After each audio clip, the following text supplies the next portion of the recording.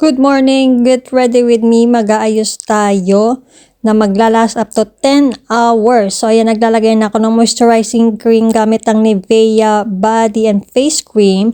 At pagkatapos, dry ko lang ng aking mini fan. Tapos, naggagamit lang ako ng glue stick para sa aking eyebrows to make it bold. Then, after that, maglalagay lang ako ng konting eyebrow pomade na gamit ko as always. Eyebrow pomade from L'Oreal. Konti lang, yung parang simple lang talaga, simple makeover. Then after that, bago ako maglagay ng aking foundation, naglalagay ako ng moisturizing setting spray, tapos dry ulit ng aking mini fan. Tapos, maglalagay na ako ng concealer sa aking eyebrows at sa aking eyelid kasi medyo maitim ang aking eyelid.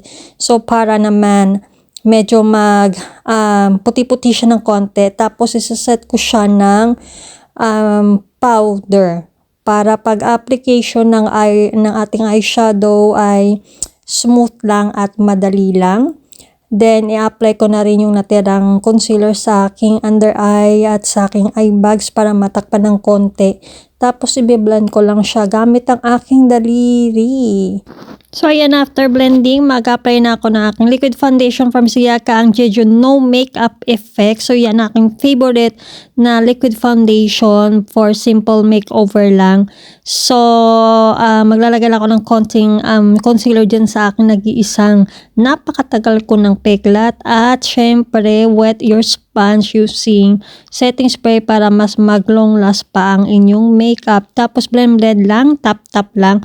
Huwag nyo nang ikuskus na para kayong nagsasabon ng damit para hindi ma-wash out ang inyong liquid foundation. So, setting spray ulit para sa effective na long last at try ulit ng ating mini fan. Then, isaset ko na siya ng loose powder. So, don't forget laging magset ng loose powder for the long last effect. Then, naglalagay lang ako ng konting bronzer dyan sa aking cheeks, sa noo.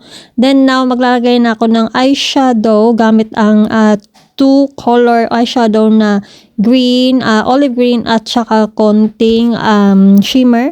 At syempre, ang gamit ko naman dito na liquid eyeliner ay waterproof para walang burahan na. So, ngayon naglalagay na tayo ng mascara from W7. So, iangat ang ating konting mata, lalo na pag maikli ang ating eyelashes. Tapos, final at setting spray at patuyon ulit ng ating mini fan. So, maglalagay na tayo ng aking lashes from Essence. So, maglalagay ako ng glue pati sa aking mata para mas mag-long last pa yung ating lashes at hindi basta-basta matanggal kahit mahangin.